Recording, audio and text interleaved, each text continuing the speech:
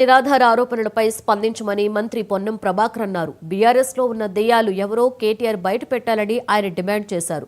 కాంగ్రెస్ ని విమర్శించే ముందు బీఆర్ఎస్ లో జరుగుతున్న అంశాలను పరిష్కరించుకోవాలన్నారు. బీఆర్ఎస్ లో దెయ్యాలు ఉన్నాయి అనడానికి కవిత రాసిన లేఖ లీక్ కావడమే నిదర్శనమన్నారు మంత్రి పొన్నం ప్రభాకర్.